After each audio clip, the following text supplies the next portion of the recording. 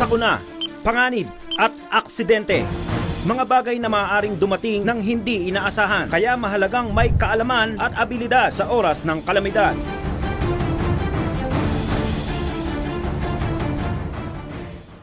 Mga Lifesaver, noong nakaraang taon po, buwan ng Disyembre, 6,198 ang naitalang vehicular accidents dito sa Metro Manila. Tuwing huling buwan ng taon, inaasahan natin ang matinding traffic at sa kadalasan ay nagmamadali ang mga tao sa kalsada. Kahit kasalukuyang nasa pandemya tayo, dama pa rin ito ng lahat ng motorista.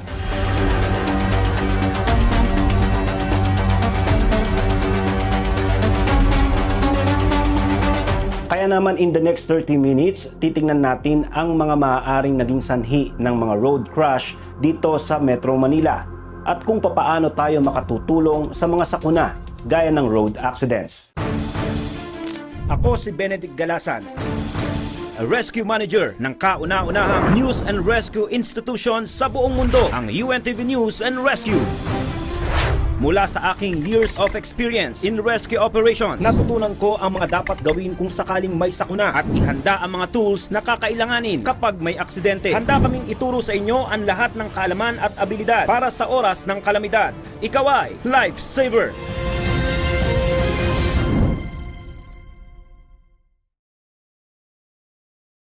Noong 2020, nakapagtala ng pinakamaraming aksidente sa 3 major roads dito sa Metro Manila, sa EDSA, C5 at Commonwealth. Sa EDSA, buwan ng Disyembre, 713 ang road accidents. 4 dito ay nagresulta sa pagkasagwi ng buhay. Narito ang accident-prone areas along EDSA: Aurora to Pitwason Boulevard, Ortigas area, Quezon Avenue area, Timog Avenue to Camias Road, West Avenue area.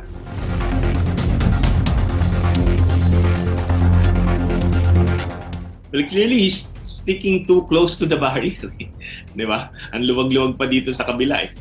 It's so unfortunate. But you could also say that maybe he tried to protect the motorcycle riders on his right. Di ba? Kaya siya masyado lumigilid para naman maiwasan niya yung mga motorcycle riders that was trying to pass him by. If you would talk to motorists, more often than not, they would tell you na sila na mismo yung umiiwas sa mga motorcycle rider. Kasi nag-aalangan sila eh. Diba? I myself would always do that. If may mga nakamotorsiklo, just to ensure na hindi mo sila matamaan or kung may mangyari man sila, hindi ka madamay, kaagad-agad, medyo bigyan mo na sila ng enough space. Unfortunately here, may mga barriers nga on the left-hand side. Kaya siguro sa kakaiwas niya sa mga motorcycle riders, tumama naman siya sa gilid sa mga barriers. Ang mangyayari dyan is yun na nga, no? Nagkakaroon siya ng damage to property dyan. Although clearly, wala naman siya binayolate na traffic laws. No? It's just an unfortunate accident. You cannot say that there was reckless imprudence kasi from the looks of it, hindi naman ganun kabilis, di ba? And hindi rin naman siya nagsiswerve, di ba? So it's just unfortunate na tumama siya doon.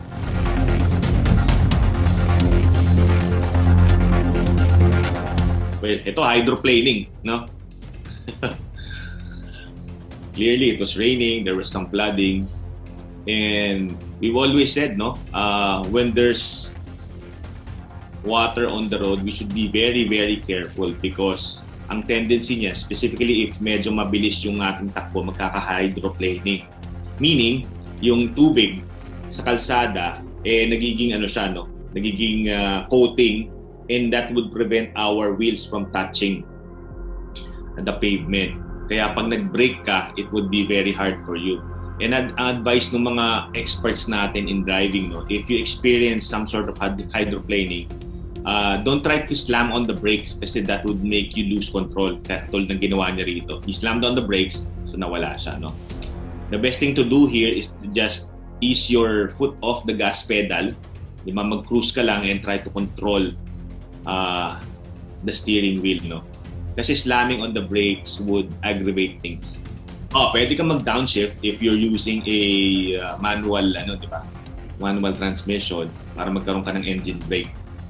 But of course, dapat mas mabagal-bagal ka lang, di ba? So don't try to speed up, especially sa ganito, no? And it normally happens pag hindi kalakasan yung ulan, yung ganyan lang, mas malaki yung chances of hydroplaning pag medium to moderate lang yung yung rainfall.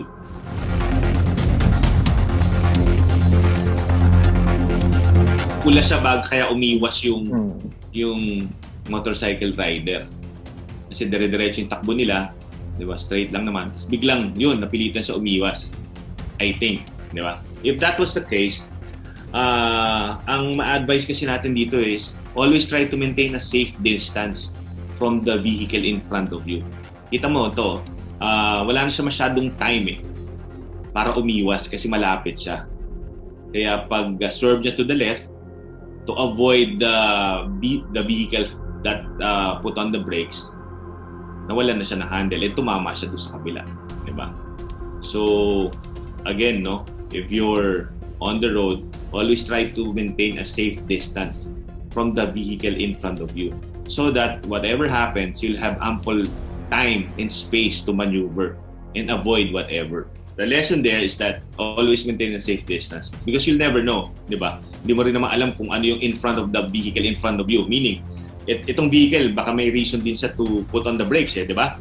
Baka may debris or may ibang you cannot fault the vehicle in front of the motorcycle kasi nga may pumasok din sa kanya, no? Pagka ganito, ayan, tingnan natin. Well, open lane din naman siya, hindi naman siya naka-solid line. So, if done correctly, the black vehicle was also not in pero doon broken lines na. So meaning they are free to shift lanes. Kung dito siya sa solid line, nag-shift ng lane, you can tell or you can say that the black vehicle would be the one in remiss. Pero since open lane na siya, and kung nag-signal naman properly, di ba? So the lesson here would be maintain a safe distance.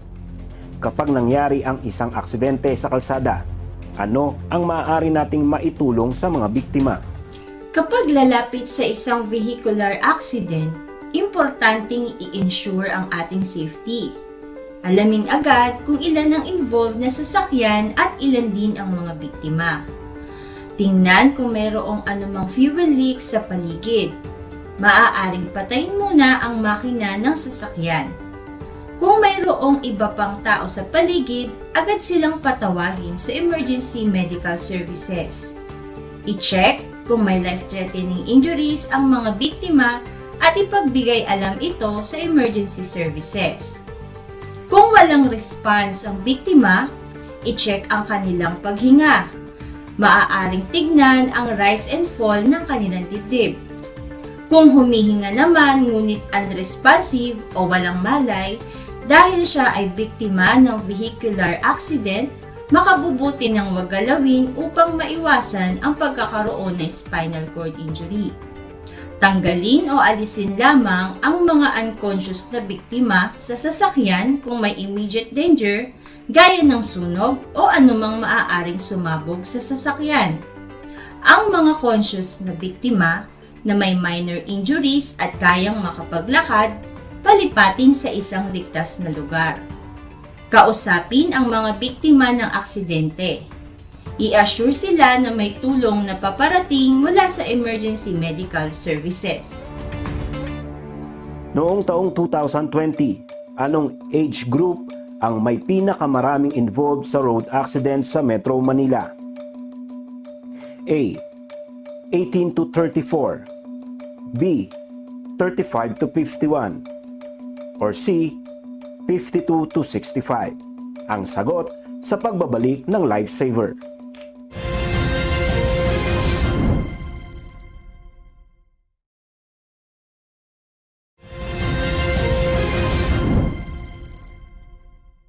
Noong taong 2020, anong age group ang may pinakamaraming involved sa road accidents sa Metro Manila? A. 18 to 34, B. 35 to 51, or C. 52 to 65. Letter A. 18 to 34.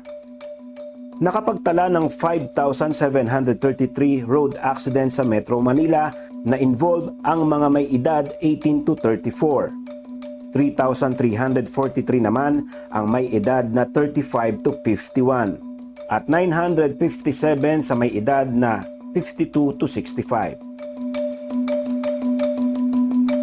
Pumapangalawa naman ang C5 Road sa pinakamaraming aksidente noong buwan ng Disyembre taong 2020. Nakapagtala ng 497 accidents sa kahabaan ng kalsadang ito at 3 rito ay nagresulta sa pagkasawi ng buhay. Narito ang accident-prone areas along C5. Aurora Boulevard area, CP Garcia to Magsaysay Avenue, Julio Vargas to Lanusa Avenue, McKinley Hill area, Pinagsama to Diego Silang BCDA area.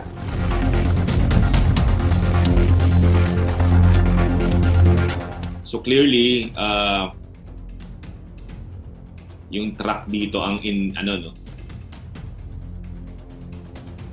kasi in-encroach niya yung lane nitong motor vehicle recording the video. So again, if you are placed in a situation like this and you can see a big vehicle on your side, mas maganda kung palalagpasin mo na lang sila, paunahin mo na lang sa kanila just to be defensive about it. Kasi no use na makipagsabayan ka sa kanila. Kasi for some reason, he might not see you, di ba? And typically, behaviorally, drivers ng mga trucks and mga bus na ganito, would behave like that, So, it would be better na palagpasin mo sa kanila. Ako, ina-advise ko lagi sa family members ko, if you're driving and you can see on your side, there's a big vehicle like trucks and buses, let them go ahead. Wala namang mawawala sa'yo, di ba? Kung ilang segundo lang palagpasin mo sila just to be safe about it. So things like this happen every day. So you have to be very aware of your surroundings while you're driving. If you can see on your side mirror or on your side, na there's an approaching like this, palagpasin mo na. No use to be, to be brave and makipagbitgitan kasi ikaw rin yung talo. Buti ganyan lang ang nangyari, di ba? Imagine kung mas malala pa, kung di lang side swipe.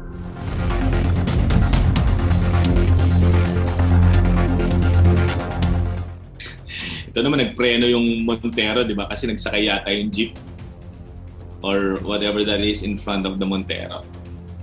So obviously, mabilis din yung motorsiklo, di ba? Kaya did not have enough time and room to brake or maneuver. So again, like what we advised earlier, di ba? Make sure you have a safe distance from the vehicle in front of you. Kasi you can never tell what will happen, di ba? Especially there that you cannot see ahead of you. I mean, from the motorcycle's point of view, you cannot see beyond the Montero, di ba? Di mo alam kung ano yung nangyayari doon sa harapan na yun.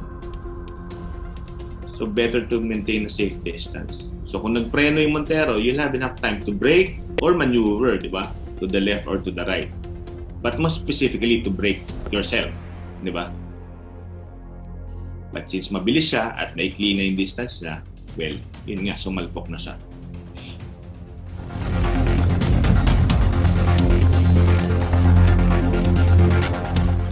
Okay, ito yung vendor na tinamaan. Kasi ayan, Well, for one, syempre,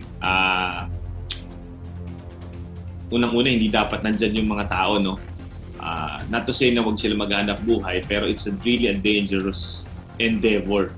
As you can see, kaya nga meron sa taas na walkway, di ba? Para yung mga pedestrians dun sila talaga sa taas. Ngayon, itong mga enterprising na kababayan natin, sinasamantala naman nila yung traffic kasi standstill para naman magkapaghanap buhay. Ideally, they should not be there, di ba? Kasi peligroso talaga. But, di ba, since nandiyan na siya, dapat conscious din siya sa pagpasok dyan. Di ba? Kita mo, hindi siya tumingin . And of course, itong motorsiklo naman, katulad ng mga pinag-uusapan natin kanina, they can't stand still, So ipipilit nilang isingit yung sarili nila, which caused the accident, So pareho silang may contributory negligence dito. Una, the vendor should have not been there in the first place, di ba? And should have, dapat aware siya doon, Sa pagtawid na yun, na mga motorsiklo, bigla-bigla lumalabas yan. And the motorcycle rider himself, di ba? Dapat aware din siya dyan. Standstill na nga yung in trapiko, mukhang medyo mabilis pa siya, which caused the unfortunate accident. Madalas sa mga aksidente sa kalsada, nasasaksihan natin ang pagdurugo mula sa mga sugat ng biktima. Mahalagang mapaampat ito dahil ang labis na pagdurugo o severe bleeding ay maaaring magdulot ng pagkasawi ng isang biktima. Narito ang maaari nating gawin. Para mapigil ang pagdurugo ng isang sugat, ito ang ilang maaari nating itulong. Una, bago lumapit sa isang accident site, siguraduhin ligtas ang paligid. Pangalawa, huwag kakalimutang magsuot ng personal protective equipment katulad ng gloves at mask. Pangatlo, apply direct pressure. Maaaring gumamit ng malinis na panyo, towel, or damit at idiin ito mismo sa sugat. Kung may available na dressing katulad ng gauze, i-apply ito at panatilihin ang pressure sa sugat. Pangapat, elevate the wound. Kung ang sugat ay sa braso o binti, itaas ito sa isang supported position para mapabagal ang blood flow sa injured area. Panglima, kung hindi talaga mapahinto ang pagdurugo sa pamamagitan ng mga naunang steps, mag-apply ng tourniquet. Panganim, tumawag ng medical assistance habang tinutulungan ng pasyente. Siguraduhin tumawag na ng tulong ang mga tao sa paligid ng insidente. Kung wala namang ibang tao, bigyan muna ng atensyon ng pasyente at saka tumawag sa emergency medical services. Tandaan, when dealing with severe bleeding patient, mahalaga na mapatigil o mapahinto natin ang pagdurugo upang hindi mauwi sa shock ang pasyente. Noong 2020, anong vehicle type ang may pinakamaraming involved sa road accidents dito sa Metro Manila? Letter A, motorcycle. Letter B, car. Letter C, van. Or letter D, truck. Ang sagot sa pagbabalik ng Lifesaver.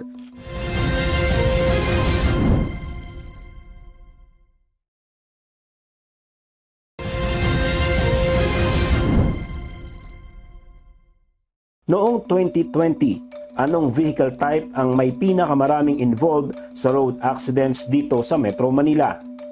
Letter A, motorcycle. Letter B, car. Letter C, van. Or letter D, truck. Letter B, car. Nangungunang involved ang mga kotse sa road accidents dito sa Metro Manila na may talang 58,777. Pangalawa ang motorcycle na may 25,208 involved. Pangatlo naman ang mga van na may naitalang 13,964 accidents at pang-apat ay ang mga truck na may naitalang 10,550 accidents. Ngunit sa lahat ng mga vehicular types, pinakamataas pa rin ang fatalities ng mga motorcycles with 253 accidents na nagresulta sa pagkasawi ng buhay. Kilala bilang Killer Highway, pumangatlo naman ang Commonwealth Avenue sa may pinakamaraming aksidente noong Disyembre ng nakaraang taon.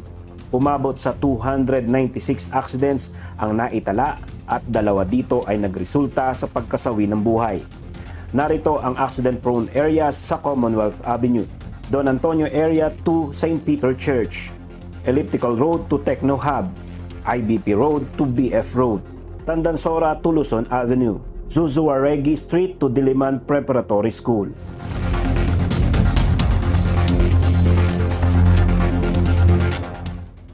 Ayun, as you can see, di ba? Medyo talagang maraming nasaktan dito.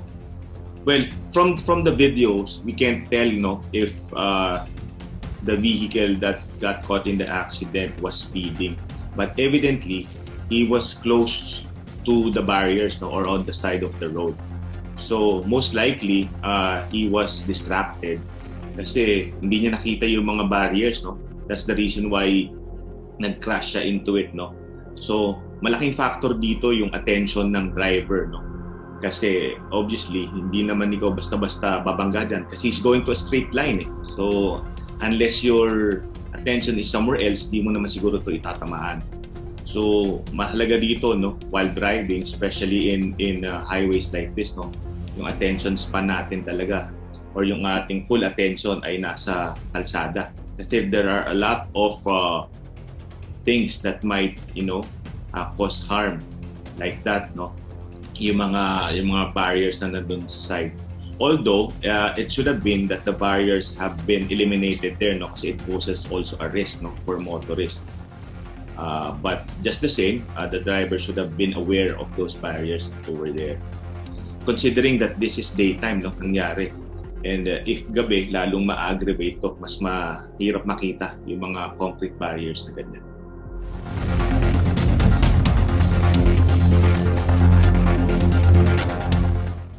Kitang-kita natin dito, nag-slip yung motorcycle rider. No? It's very hard, no?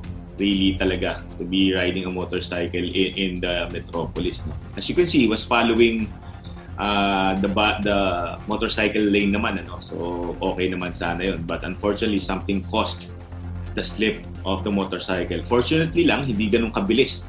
Yung mga nasa likod niya, hindi siya nasagasaan or nabangga. No?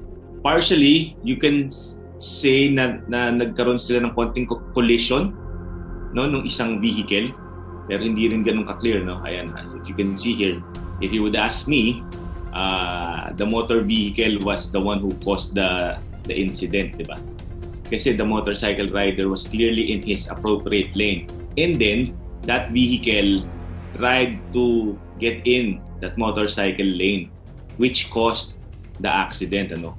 Fortunately enough, mukhang hindi naman nasaktan yung ating motorcycle rider, ano? But we should also note that the motorcycle rider should have seen the motor vehicle, no, encroaching his lane. So pag mga ganito kasi dapat defensive driving tayo eh. I-anticipate natin yung mga pwedeng gawin ng mga ibang motorista sa lansangan. Kasi while we may be in the proper lane or we may be in the correct, no, driving position, kaya lang we are not in control of other people's behavior on the road. So it's best that, especially if you're driving a motorcycle na mas vulnerable tayo, no? Kasi mas vulnerable talaga yung mga motorcycle rider. We should be really employing defensive driving techniques. Meaning, we should be fully aware of our surroundings and anticipate whatever yung mga mishaps na pwedeng gawin ng ating mga kasama sa lansangan.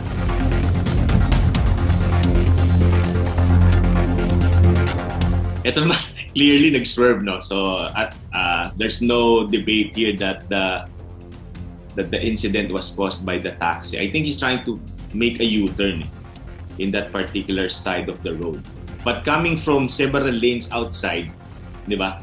Clearly in violation na siya. But the motorcycle rider also, di ba? He should have anticipated that eh. Dapat nakita niya na yan kasi coming from several lanes. And also, he was not in the motorcycle lane as well. So one can say that he's also in violation. Diba?